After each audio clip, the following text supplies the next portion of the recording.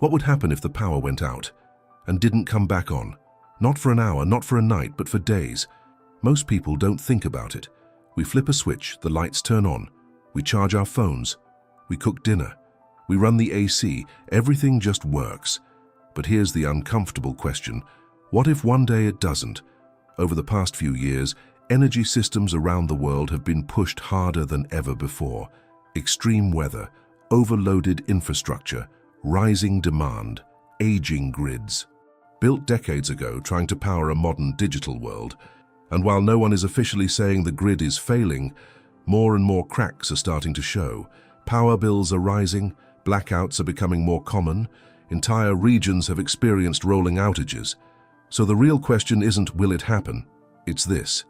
If the power grid struggles, what happens to you?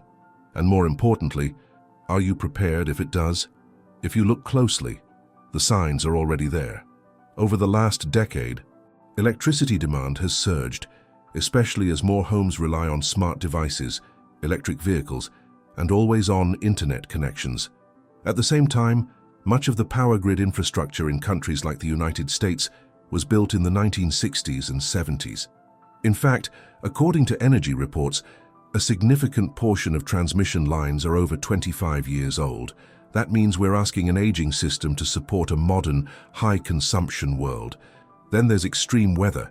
Heat waves are becoming more intense, pushing air conditioning systems to their limits. Cold snaps are freezing natural gas lines. Hurricanes and wildfires are knocking out substations and transmission lines.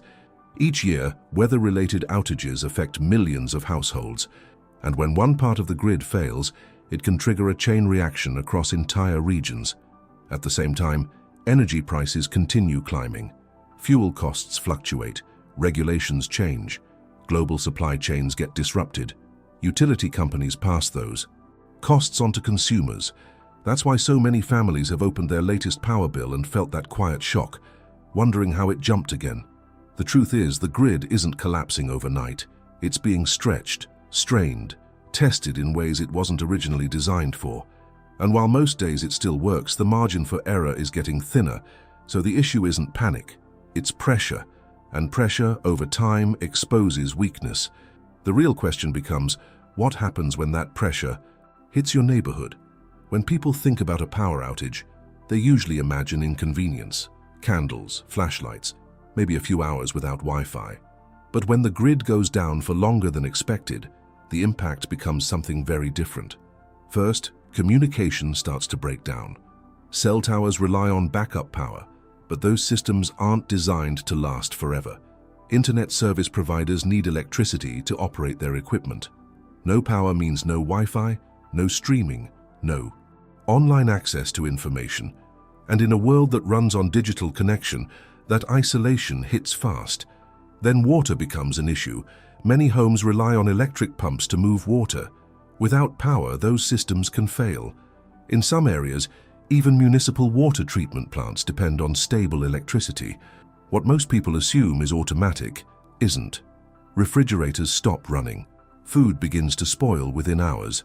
Grocery stores can't operate without functioning payment systems. Gas stations can't pump fuel without electricity. Credit card machines stop working. ATMs shut down. And here's what many don't realize. Modern neighborhoods are incredibly dependent on power for security. Electric gates, alarm systems, smart locks, garage doors, surveillance cameras. When the grid fails, those systems fail too. Hospitals and emergency services have generators, but even those rely on fuel supply chains. If outages are widespread, resources get stretched thin. Again, this isn't about fear. It's about understanding how interconnected everything has become. Electricity isn't just about lights, it's the backbone of modern life, and when that backbone weakens, the ripple effects move quickly. So the real issue isn't just whether the grid can handle tomorrow's demand. It's whether the average household is prepared for even a temporary disruption. Because when power disappears, even for a few days, comfort turns into vulnerability faster than most people expect. Here's something most people don't stop to consider. Modern homes aren't built for independence, they're built for convenience.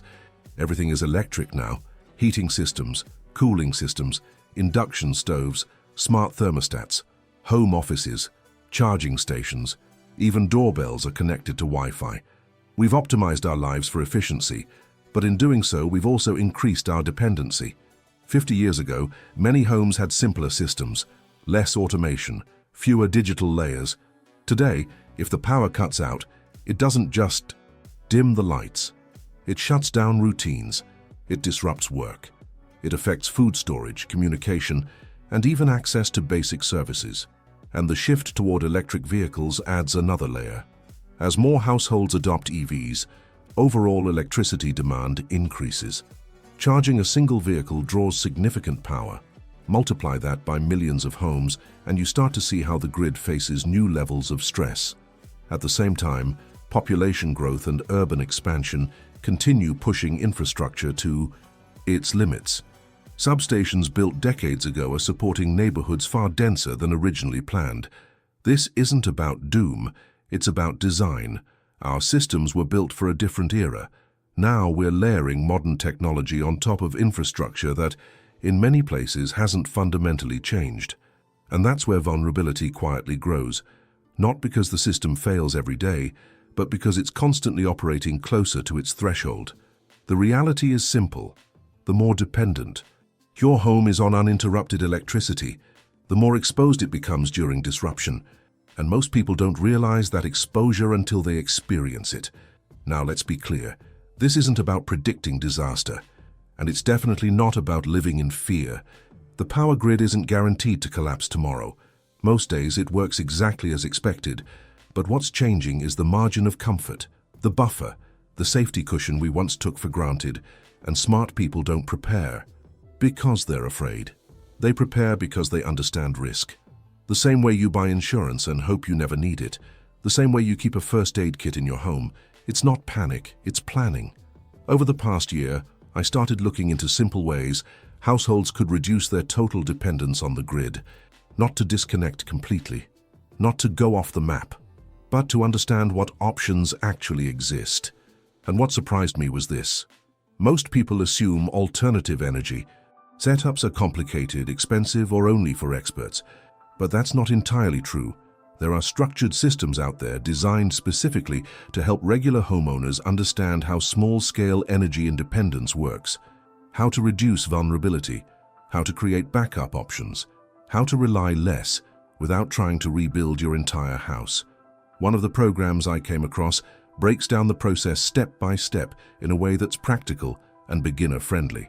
It focuses on understanding how to generate and manage power on a smaller scale using accessible materials and realistic setups. Now, I'm not saying it's the perfect solution for everyone, and I'm definitely not saying you should jump into anything blindly, but I do believe something important. Information creates options, and options create stability.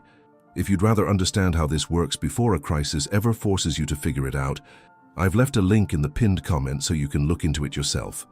Read it carefully. See if it makes sense for your situation. Because at the end of the day, this isn't about fear. It's about not being caught off guard.